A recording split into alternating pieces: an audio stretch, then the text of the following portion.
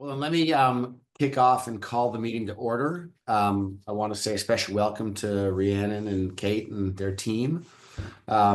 We have our typical type of agenda, and I have all kind of the broad categories on there, but I think the real focus today is about the Community Outreach Subcommittee figuring out with the agency team how we move forward together. We're super excited to have you here, and we were allowed to write that little addendum to the RFP that described how we imagined we might work together. But we're super psyched that you're going to be supporting us, and we want to make sure that we set this up to be as successful as we can. I guess just in the interest of formality, I will note that the first agenda item is approve the meeting minutes. We don't actually have minutes prepared yet from the prior meeting, so we're going to postpone that. Why don't we jump right in then to the kind of the body of the agenda. I wasn't able to go on the tour last week because I was sick. But Erin and Emily, were you guys there in person, and have you guys already all spent time together? I was at the meeting, but I wasn't on the tour, but I've been previously. Was it worth just doing some quick introductions then? Because I think there are also some other people here that might not have been at the kickoff meeting. So, John, can you hear me now? I can hear you now. Yeah, you sound great. Okay. I guess I'll start with introductions. We'll let our committee start, and then we'll go to Donna, and then we'll go to the agency team and Shannon. So I'm John. As you heard from the kickoff last week, lifelong Concordian. Operate a small business here, a small commercial building, 80,000 square foot commercial building in West Concord. We've got a co-working space here. So very much attuned to what's going on in the West Concord side of the world, but also was a former president of the Concord Business Partnership and have been on the boards of many of the stakeholders over time. So a lot of familiarity with Concord and excitement to be working on this project. Erin, you want to go next? I'm Erin Cusker. I'm part of the Community Outreach Subcommittee and the Land Use Planning Subcommittee. And in my daytime job, I'm an architect and I work here in Concord and live in the area as well. Emily? Yeah, so I met everyone at the meeting last week, and I also did the tour, which was super helpful and cool. I also grew up in Concord, and just full disclosure, John is my brother. I live in West Concord. I have 3 boys, 2 of whom are in the Concord school systems. And I work in the city as a commercial real estate lender. So really excited to have you guys on board. Donna, you want to introduce yourself? Sure. I'm Donna McIntosh. I'm the communications manager for the town of Concord. And I see my role here as communicating to our stakeholders about any opportunities for community engagement that will be coming up with through your help at agency. You guys probably know Shannon pretty well at this point, I would imagine. Yes. Over to you guys. Awesome. Thanks. Thank you, John. And really nice to both say hello again and to say hello to some new faces, new folks. My name is Rhiannon Sinclair, principal and city planner with the agency team, and really excited to chat about engagement. Before I do, I'm in the room with Kate and Justina. I'll let Kate introduce herself and then Justina. Hey all, I've met many of you before. It was good to see you on the site tour. Kate Tuke, landscape architect and principal with agency, supporting Rhiannon around the engagement effort. So glad to join the conversation. Hi everyone, I'm Justina, a planner at agency, and I am project managing this project for agency. And then we'll let Allison from Designing Justice, Designing Spaces say hello too. Hi, yeah, I met some of you at the kickoff meeting. I'm Allison Wong with the Designing Justice and Designing Spaces team. I'm our community engagement manager. All right, so these are the folks that are primarily responsible for the engagement piece of our work. Of course, the rest of our team will be contributing content to the engagement side of things, but we are the ones that are heavily involved in process. Awesome. That's great. Thank you so much. We had distributed some information beforehand, which I assume you guys got. And I guess I'm not quite sure what the most kind of productive path here is. We had, prepared that information. One, we shared a stakeholder list, which is the kind of the tool we've been using to do our outbound communication. I think we've sent one blanket email out to everybody, kind of introducing the project, letting them know that they're on our stakeholder list. We've actually presented to a few of those organizations, to the League of Women Voters, to the Concord Business Partnership. We've got the school committee on the near horizon. Emily's going to be leading that one. And we haven't done a lot more communicating beyond that. But There was that can, another one we were gonna present to the West Concord. that's right, the West Concord Task Advisory Committee. Yeah, the West Concord Advisory Committee. But so that's what we've been using for communications. And so anytime we have something to communicate, we have that list. We imagined that at some point when we have a website, we'd actually have an opt-in list. So at some point, we would start communicating more to those who've opted in on the website than those that we just kind of ginned up in terms of our list. But again, we've made a real effort to try to be as inclusive as we can be with the communication. As you know, there's so much interest in this project from the community, and everyone, a lot of strong opinions on what's possible, right? So that's exciting. We also had put together, shared with you the presentation that we've been using. So that's our latest and greatest presentation. No doubt it can be improved, but we've kind of described our role to the rest of the advisory board as like the source of information should they want to communicate stuff. So it hasn't happened yet, but we've encouraged the other committees, to the extent that they're kind of interacting with different stakeholders. If they want to give a presentation, they can, we'll provide them with a set of slides that's up to date and kind of accurately conveys what's going on. Yeah. So that's our presentation. And then the third set of content we provided was at our last meeting. We wanted to be sure we kind of hit the ground running with you guys. And so we kind of put together some thoughts on what do we imagine a website for this might look like. We have, with Shannon and Donna's help, already kind of, I'll say, dramatically improved on the town website's ability to kind of be engaging and interactive. So now at least you can go there and find stuff relatively efficiently. But I think our hope is that any citizen, any stakeholder who's curious to know what's going on should be able to go to the website and get 98% of their questions answered. Like, wouldn't that be great? And they feel they're in the loop.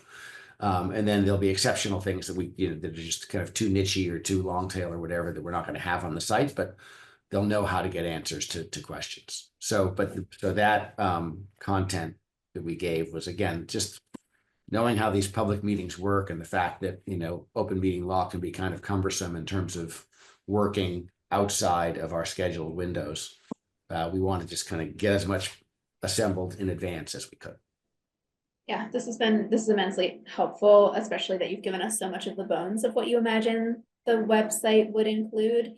And, I think it raises a couple of questions for us. If we want to jump into website to start, we could do that. We also have assembled a couple of slides based on a brainstorm we had with Allison and her team after our kickoff on Tuesday, where I think we took a similar approach to your consultant form within the stakeholder list, and we've started to identify zones, which Designing Justice, Designing Spaces has been using as part of their community engagement approach.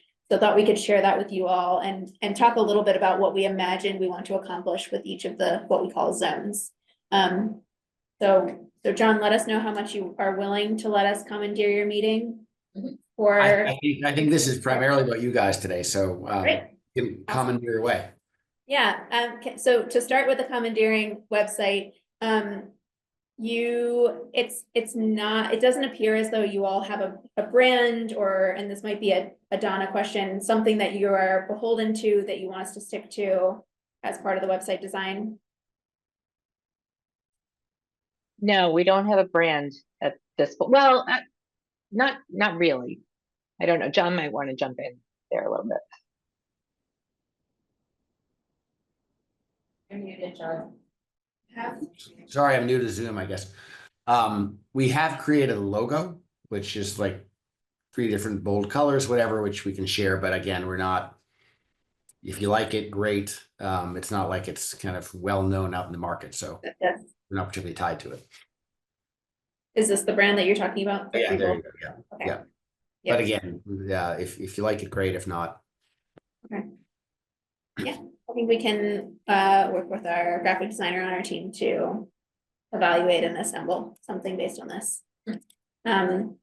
So okay, that's great. That's super helpful. I think what we would imagine our next steps with the website to be would be to start assembling it based on the feedback that you provided in those 2 documents around what the FAQ, what that includes, which is super helpful, and then also starting to assemble some of the kind of what you've outlined in your what the website should include into a series of kind of what we imagine those web pages would be. And I think we would share that with you all just to give you a sense for, as like a PDF or something, just give you a sense for how we imagine the website would be structured and set up. and by the way, I want to throw a caveat out. You are the experts in community outreach and communication. This is what you guys do for a living. So we're just trying to be like, take some initiative and be helpful, but there's no kind of pride of authorship, or our feelings will not be hurt if you say, these 8 things you described for the website are terrible ideas for whatever reason. So I think Appreciate that. yield to your expertise. Okay. Absolutely appreciate that. I mean, and there are a few things that we can discuss in more detail. I do think that much of what you outlined, especially around the core features, I think is lovely and feels very possible. There are, of course, some of the engagement tools, as well as the interactive map that we'll need to dig into in a bit more detail and understand what is possible. But we can share what we think is possible, I think, once we've had a chance to start assembling. Awesome. Great. All right. So yeah, awesome to hear about website. Any other questions you have about website? Kate? No, I don't think so. I think I would just say, from a similar perspective, John, you all are the experts in your community. And so we're about to present some things that are initial thoughts, and it's the beginning of a framework that we really need you to weigh in on heavily. So don't think it's precious or that we've done all the work. You all know that this content much better than we do. So it's going both ways, the expertise that we need to lean on each other for. And with that, Mm-hmm. I'm gonna go ahead and pull up a slide deck that communicates a little bit about how we're structuring our engagement strategy. And as Kate said, please shoot down, challenge, consider, anything that we're sharing. Oh, my sister's really good at that. Great. It's amazing that you two are siblings and still, show up for each other. That's great. All right, so I'm going to turn this into slideshow. I think we've gone through this before, so I'll just quickly go through these for those of you who haven't been engaged in the conversation yet. This is a slide deck. You can see March X. That is because we are these slides, you're seeing these first, but we're starting to assemble the slide deck for the next advisory committee meeting, in which we'll be sharing the analysis pieces. So I'm just going to skip around, but essentially we have this very fast overall schedule. We're very much in the midst of assembling our initial analysis together with the team, meeting with them tomorrow to keep refining and developing that analysis, all with the hopes to bring that back to you all in the end of March. And so I think we're going to be working with Shannon to identify when those dates are going to actually happen. But stay tuned for landing all of those advisory committee meetings around each of these different tasks. So we're here. We are at the beginning of March. We have thoughts about what we imagine the kind of structure of the listening task, which is a lot of what I think has been how the RFP had captured the community engagement side of things. We have a lot of thoughts about what this would include, but I think big picture, you had requested for 4 to 5 public workshops, which we agree with and think is great. But imagine that we might organize those 4 or 5 public workshops around 2 big milestones. And the reason for that being that it both gives us the time needed to prepare for those workshops, to make those workshops as interactive as possible, to assemble surveys and things that will support the workshop. So if you can't come to one of the 2 workshops that are available, that you can still engage online via the survey on the website. But preparing all of those pieces so that everything is in one place, that we're giving ourselves enough time to prepare for that meeting. We're also giving residents and other interested parties enough time to be aware of the information, to know that the meeting is happening. And then enough time after that meeting to evaluate what we've learned and share that back via the website and via other means. So it's really important that we're not just doing the workshops to check a box. We are doing these workshops to develop a dialogue and to share back what we learned from that dialogue and to move our work forward based on that dialogue. So curious if that aligns with your thinking, if you went into this thinking we would have 5 workshops at different times, or if this tracks. Others in the committee have thoughts? Oh, I think that sounds good. I think that's what we have time for. Yeah, I think you'll find, I don't know what other jobs you've done. I mean, possibly nothing with the town of Concord. I think you'll find you're going to get a lot of opinions and a lot of voices throughout the process.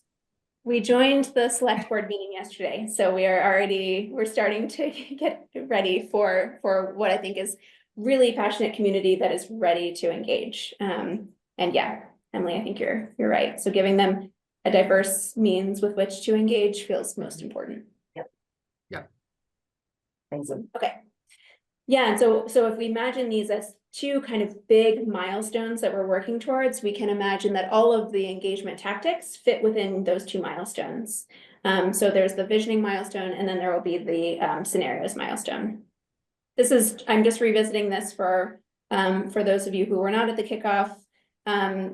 So we talked about this idea of the kind of the relationship of our team to the town project team, the advisory committee, and then other committees in the broader public. I'm sharing this with you all just so you have a sense for how we're starting to imagine those zones of influence, which Allison will share in a moment. But you're already doing this, consulted and informed, and I think that what your stakeholder list communicated and what we're about to share with you feel aligned. But imagine that at different stages within the process, we would go about the level of engagement we're asking of folks in different ways. So while the committees might be consulted as part of the engagement process, the assessment analysis, and the concepts and recommendations, they will be informed of the overall vision, because what is important is that the advisory committee and the broader public really own that vision. That's the big caveat there. Similarly, broader public, we are sharing analysis with the broader public and sharing our assessment. We are not engaging them kind of in a dialogue about refining our analysis, but really getting feedback about their experiences and making sure that our analysis is either capturing their experiences or is expressing when there is a divergence between their lived experience and the what our analysis is shaping. So when you say the broader public is responsible for overall vision, that is basically reinforcing kind of the extent to which we're going to take the input really seriously. But Yes. is that it? Yeah. And so, I think that, of course, there are going to be nuances in what people say that they want. But ultimately, what we want to do is make sure that we are not working to develop what we imagine the future of this space will be in a vacuum, that it's meant to engage the broader public in expressing what they imagine the vision to be. And if there are kind of differences in opinion between the broader public and the advisory committee, that we can come together as an advisory committee and confirm and identify where we move next. And I think a lot of that will actually end up happening, especially where there's divergence, a lot of that will end up happening in the scenarios. So if there's differences in opinion about the vision, that we can use the scenarios to test and to ground those. One tiny little semantic here. When you say advisory committee in the middle. Yes, mean, board, advisory board. Yep, I haven't edited that slide. I keep saying that I'm gonna edit this slide and I don't. I'm gonna do it right now. You're gonna do, see, I'll stop saying committee. Yeah, stop saying committee. All right, so engagement strategy. I'm gonna turn it over to Allison, who's going to walk through the kind of zone approach of how we are thinking about engagement. Yeah, so DJDS, one of the ways that we like to think about engagement is in different zones that we show as concentric circles. So the inner circles are kind of closest to the project and have influence in decision making. And as we go outwards, it's like less influence in decision making and maybe more of that informed level. And as we go through these, I think our hope is that this is a structure that you can help us flesh out. So if you're looking at the different zones, we'd love your input on like who belongs in it and making sure that our like approach is kind of aligned with what you all imagine is appropriate.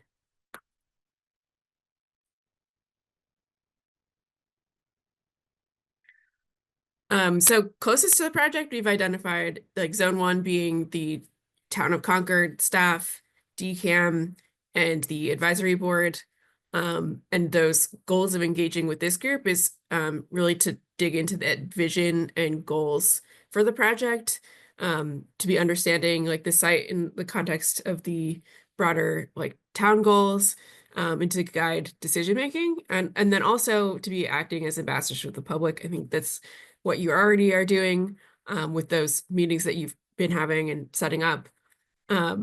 And so active engagement at the key milestones. And then we imagine this role being like ambassadors to lead small group conversations. So that's what you're already doing. But as we look at the other zones, we can help look at like who makes sense to be engaging with. And so for each of these zones, we've also included some images as like tools that we might use with these groups. So when we get into the like strategies, we might be doing this more level of engagement with the board. And as it makes sense, might involve some of those other like stakeholders like town staff and DCAM.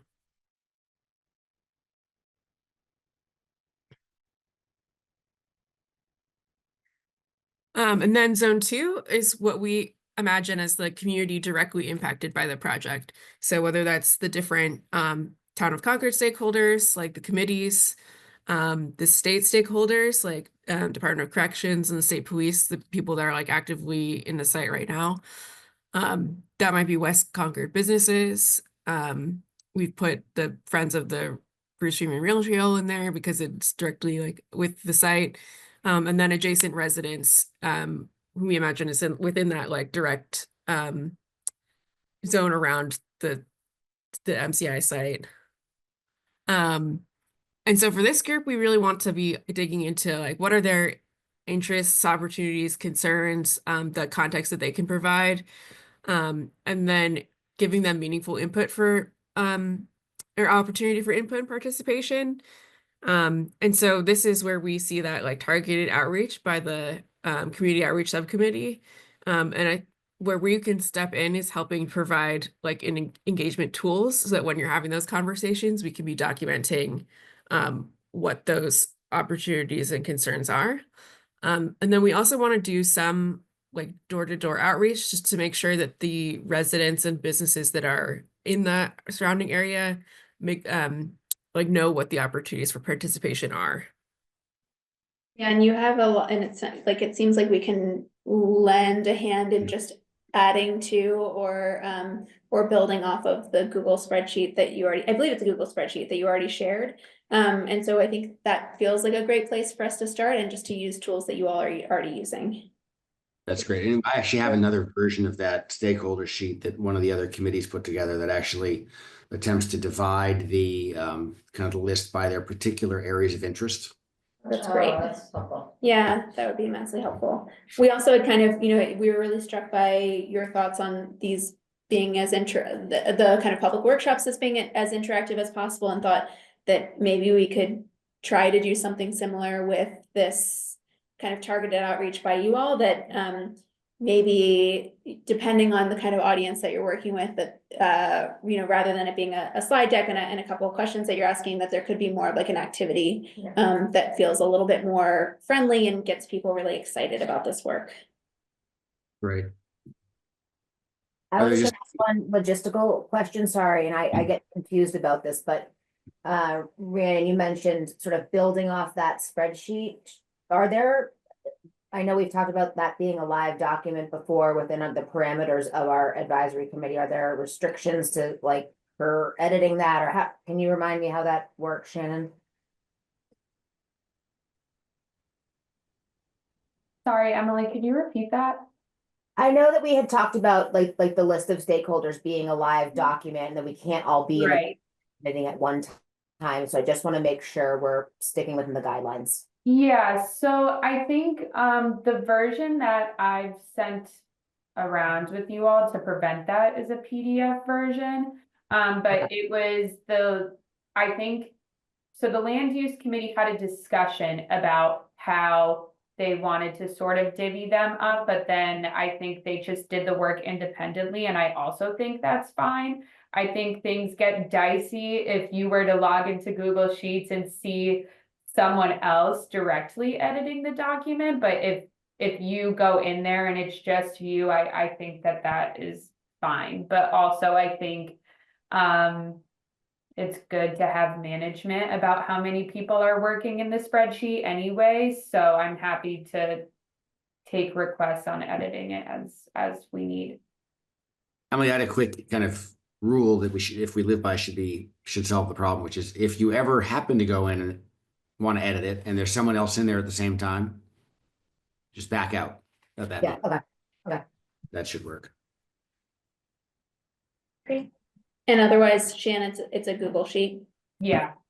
Awesome. Okay. I just have one more comment on this, which is there may be people in Concord who consider themselves directly impacted, even though they do not live near this part of town or whatever, right? So geographic location in town shouldn't necessarily exclude people from feeling like Zone 2 participants. Yep, absolutely. And do you have a sense for what is it about that their relationship to the site that they consider themselves to be directly impacted? Just so that we Residents of Concord. Just residents of Concord. Okay, helpful. Good to know. Yeah. Yeah, and I think we imagine that they might be in Zone 3. The general public, of course, is an entirely different zone altogether, but we can definitely talk about that. Maybe for the purposes of I see. I think that what you're saying is totally logical. I'm just saying, don't be surprised if someone who lives 6 miles away and lives out of town says, "Hey, I'm a direct stakeholder. I drive by there or whatever." Right? Yeah. Right. Yeah. I think the way we communicate this is important. Mm-hmm. Right. It's something that we didn't include directly, but it could be an approach to take is if there are specific areas of interest that you mentioned, like for example, like mobility might be one. We could say do like a topical focus group type of engagement where it's specifically digging into that one area of interest and inviting folks that are related to that. We haven't put that in the schedule just because we're moving pretty fast, but that's something that we can keep in mind. Yeah, Allison, it makes me wonder if it's almost like office hours or something. It's not a thoughtful focus group in that we are inviting people that we know are particularly interested, but maybe we do a mix of the two. So there is a meeting that's entirely about mobility, and we'll have Francesco from Bureau Happold there to help facilitate, but otherwise, and we could try to work with you all to go about outreach directly to those mobility experts within the town of Concord, but otherwise, treat it as a public conversation, put it on the website and let anyone join.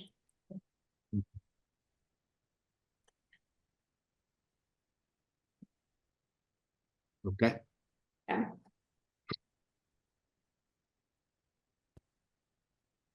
Allison, do you want to- This is just some more images of tools that we might be using for at this level.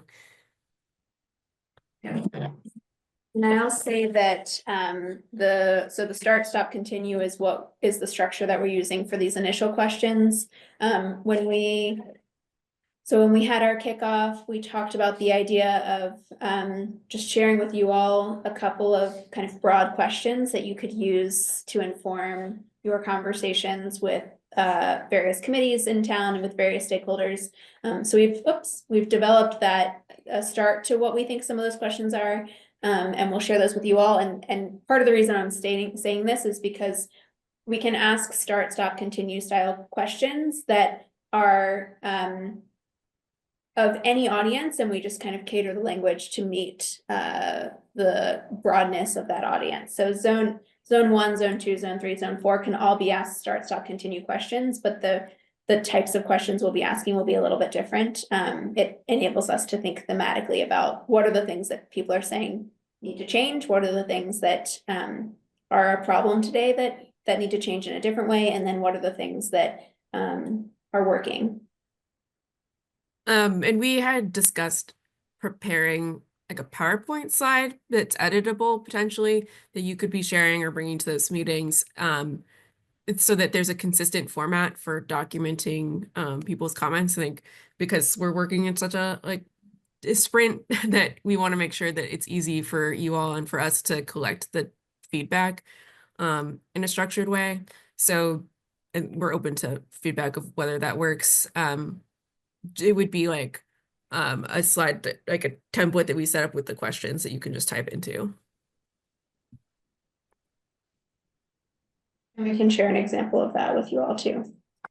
I will say one thing, guys, that that the advisory board really liked was the fact that you came to your presentation with an interactive exercise, and people really liked that. So I think this stuff will go over well. Yeah, there's no point in working if you're not having fun. So that is, that is core to the approach. Yeah. So if you are on board for us being weird, we'll definitely go with like interactive weird, knowing that it's at the end of the day, it's going to engage a lot more folks with a lot of different perspectives. I love it. Great. Maybe interactive creative. Fun. Weird. Yeah, I've had too much caffeine today. All right, so zone 3, this is the zone 3 is meant to include all residents, but John, to your point, imagine that there might be some flexibility between the zone 3 and zone 2 folks. Allison, do you want to take it away? Yeah, and the goals between zone 2 and zone 3 are pretty similar. I think we just wanted to separate it out in that the zone 2 we feel has like a little bit more of a stake or more influence in how we're thinking because they have more, the project impacts them more or they have more impact on the project. But in zone 3, it's like that interested organizations, individuals, and neighbors. And we also included in here like those groups that we specifically want to try to engage with that might not typically be engaged in the civic process, like renters, youth, engaging with folks that were formerly incarcerated or former staff. And then we're kind of thinking of that as like institutional partners, could be like potential uses on the site, environmental groups, community-based organizations, and those other like interested parties. And so the goals here we see as like surfacing the opportunities and concerns and gathering feedback on potential uses, and then also doing that targeted outreach to people who might not be like engaging in this type of process typically. And so the methods we see here are pretty similar, so that like targeted outreach by the subcommittee, and then we've also included some like listening sessions hosted by a consultant team. So I think that could be similar to what we were saying about like that mobility conversation if we're doing like a specific like topical session, or just like if we want to do more one-on-one interviews with, say, like former staff, that we could be helping lead those conversations. And then also, of course, everyone can come to the public workshops. but making sure that we are inviting these folks to those. I know this is your field, Allison, but when you talk about formerly incarcerated individuals, are you imagining we're going to try to actually track down people who were incarcerated at MCI Concord and kind of get their thoughts on reuse? Yeah, I think it's and we can think about like the approach to outreach for that. But I think it's important to think about like the history of the site, which includes the people that were incarcerated there. And it could be that they have like specific visions for, you know, what could be the potential of this place. And John, I think, you know, when we think about what outreach to formerly incarcerated individuals might look like, I think that there are already organizations that have been going about that outreach that could enable us to have those conversations without us doing a ton of work to track folks down, especially because I think the Department of Corrections wouldn't want, they aren't supportive of being able to find people who are incarcerated here. So yeah, we understand some of the limitations, and Allison has already shared some of the groups that I think are actively involved in this sphere and are already actually collecting a lot of oral histories from these folks that I think could, yeah, paint a bigger picture. Yeah, I think we tend to approach that through going through like our community partners and like organizers who are already like people who are being active in that realm. Okay.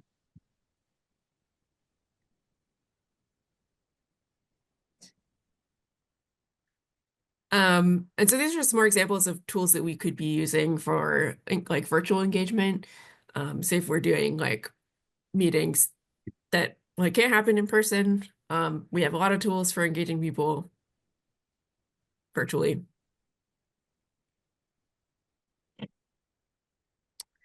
And then the last zone, this is the general public. We do realize that maybe the town of Concord residents will have like a larger stake in be a little bit closer to the center. But this is just making sure that all the information and process is really accessible and transparent to anyone who is interested. And so that is the project website, the public meetings and workshops. And then we're also looking at on that website having like at least 1 or 2 digital surveys. So asking the same questions that we would be asking in those targeted meetings with the kind of zone 2, zone 3, and having those available. And we're seeing that as 2 because the first is more about the vision and overall goals, and then the second would be more assessing the strategies that we're proposing. And this is where the website really comes into play. Will be very important. Yeah, and then so the images here are just some examples of like the digital mapping that we've done on project websites. This survey might be a little bit more like open-ended questions, and then some images of public workshops. When you go through this process overall, do you make some effort to kind of put boundaries around what might be possible? Yeah, I think it's really important to be transparent about, you know, constraints and the intent of why you're collecting the information. It's not like we're going to be doing everything that people suggest. So I think it will be helpful to have your input too on like the language that we're using about the process, and especially like I think people will have questions about like timing and like how development works, just breaking down that process for people. Yeah, it already came up in the select board meeting last night. Dan fielded a question quite well from a town resident who had said, you know, I thought that we were told that this process was going to take quite some time. And then to hear that this is actually turning into a sprint, that we're moving this process forward quite quickly is surprising. And Dan did a great job of saying, this is not us breaking ground. This is us doing that initial planning to go about disposing of the property to make breaking ground actually, you know, possible and in service of the town itself. And so I think he did a really nice job of communicating that, but it is clear that yeah, that will, and I think that FAQ will help here too. that we'll just want to be all be aligned in terms of the language we're using, about timeline, the language we're using about setting expectations with the public. Okay, great. I want to do a little time check here. So we have a little over 15 minutes left. Yep. And so I think this is our, second to last slide. So this is that kind of summary of the audience's goals and methods. And so we can share this with all of you. But I guess before we shift into the kind of slide around next steps, curious if you have any questions about this approach, any thoughts or kind of guidance as we start to assemble some of this content. Committee? I'm just reviewing each bullet point. I don't think so. I think the process sounds pretty thorough. I'm ready to go. I don't know if I know you have like IE and the stakeholders and the institutional partners, environmental groups, but are those are not meant to be all inclusive. I'm assuming one thing I'm an advocate of, right, is like to make sure we're connecting with the youth sports programs in towns. I don't see those specifically called out. I don't know if we need to. I just wanted to point that out. So I think our next step will be to apply the zones to the stakeholder list that you shared with us. Okay. And then that will kind of clarify like what tactics are we using to reach out to those different groups. But yes, Emily, you are correct. The IE was probably misplaced. It's more of a exempla gratis. Yeah. It's more Right. And so as you go through this process, I assume you're in the lead and we're here to act as your primary sounding board and communication stuff, but are we essentially ceding that responsibility to you guys, which I would be delighted to do. We just want to make sure it's clear, like who's going to drive this stuff. Yes. So we see ourselves as driving the content creation. So we're building the things, we are making the website, we're assembling the content for public workshops. And then we are identifying, which I think is our immediate next step. We want to identify when these milestones are happening. And I think we'll need your collaboration to confirm what are the best dates to have public workshops, for example. We'll want you to review the website and make sure it feels like we're capturing everything before it goes public. So we'll need just you as reviewers, as kind of like make sure that the dates that we're setting are correct, make sure that you feel good about content that we're putting out in the world, and then related to the public workshops, helping us to identify best locations for those workshops. If we're going to do 2 milestones at a time, I think there are a variety of ways we could do it. Concordians best.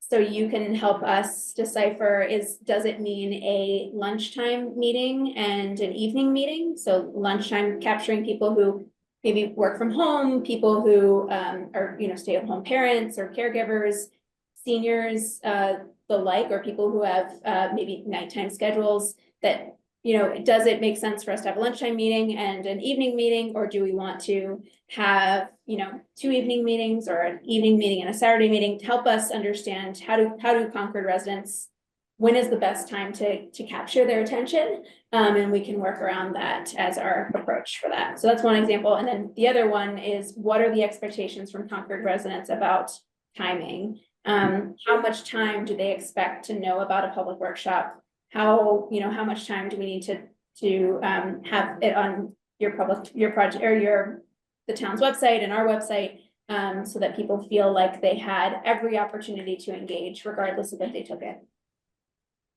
On that point, I would say that the more time, the better.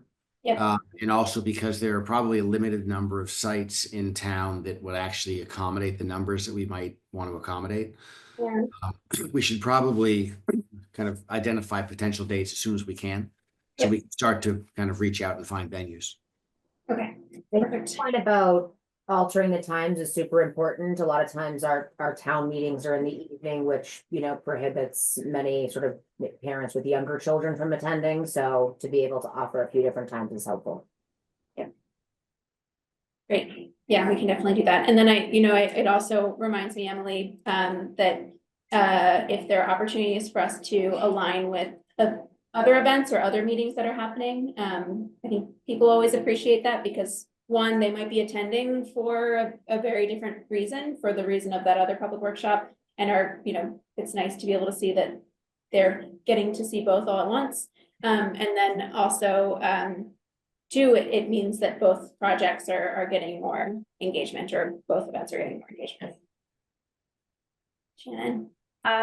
Yeah, I just wanted to throw out there, how we have the 250th in April. And I wonder if there's some way that we could, do some in-person tabling or something at that. Yeah, That's a good idea. absolutely. Can you share more about what the 250th anniversary includes? Yeah, so on Saturday, April 19th, there's going to be a parade that's taking place in the late morning to early afternoon, and then during the remainder of the afternoon, there's sort of going to be what's called like a block party in Concord Center, and that feels like a good time to be able to just speak with residents who are walking around to some of the different local performances and stuff. We can definitely do something, and it could be a fun, interactive activity. Yeah.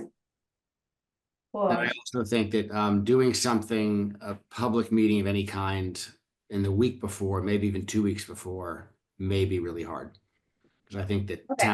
town staff is just it's already, I think, completely swamped with all the planning that's going on. So Yeah, yep, let me go back to this quickly. It does feel like, so we had been imagining that if we do the 2 milestone approach, that the public workshops would happen either the week of the 14th or the 21st. It sounds like we could plan for the week of the 24th, or the 21st, 28th, and that way maybe the 250th is like a little teaser of like, there are these workshops that are happening next week. You can give your feedback now, you can join us and give more feedback later and see more information. But maybe we could do that approach. I think that's a better idea. What's the rest of the committee think? And yeah, before is going to be hard. Yeah. After is going to be much better. Yeah. Yeah. I'd even say the 28th, just for a little breathing room that week. I think that's right. I don't know if it matters when school vacation week is actually, It's the week after the 20th. The week is the 21st week, so Yeah. probably. So the week of the 28th then. That's great. Okay. So it sounds like we'll plan on, and Shannon, we can work with you to find space in town center, but ideally we could have that kind of more pop-up on the 19th, and then have public workshops the week of the 28th. Yeah. Great.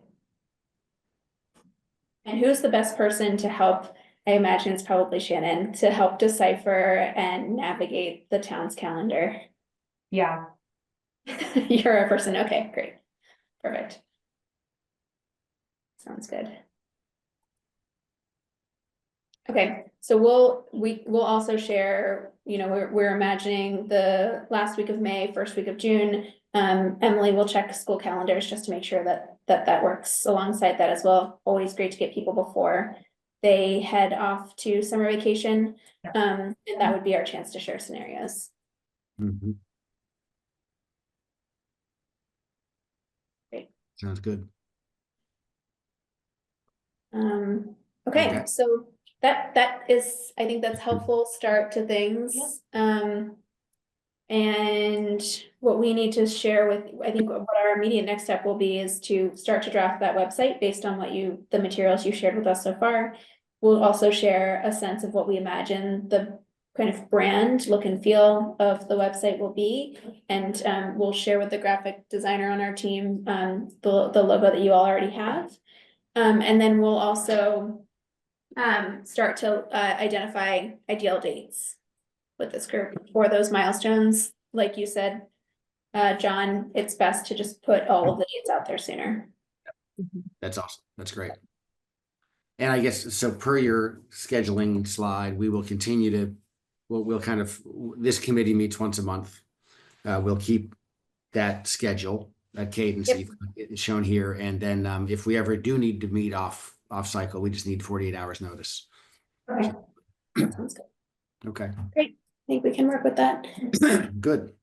Can I ask you guys your opinion on one more thing? So there's another piece of content we've been working on that is getting closer to fruition, which is an aerial kind of a drone tour of the site. So we have, I just actually shared this morning, a draft script. It's meant to be like a 3-minute video.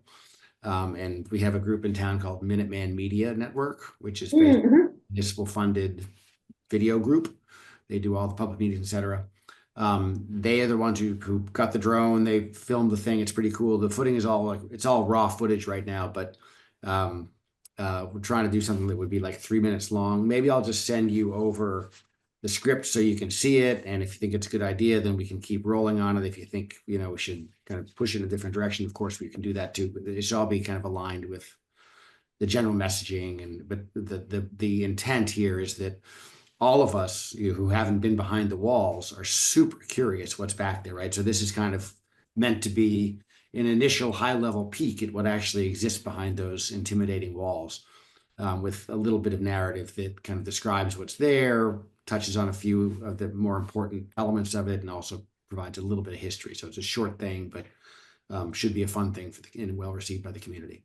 Amazing. Yeah, happy to take a look and share any thoughts or feedback. John's script looks great. I didn't have a chance to really review it in full before the meeting, but thank you. I know Dan had a comment, but I think it's great. Okay, I think it's a good first pass. I think it Yeah. can certainly be improved. So. Yeah. Okay. All right, so you guys are all set, agency? That's great. Cool. Yeah, so we'll share this slide deck with you all just so that you have it. And then we'll start working through the actual engagement tactics and all those pieces. Okay. So before we go to citizen comment, then Aaron or Emily, any additional questions, comments, thoughts? None here. All set, thank you.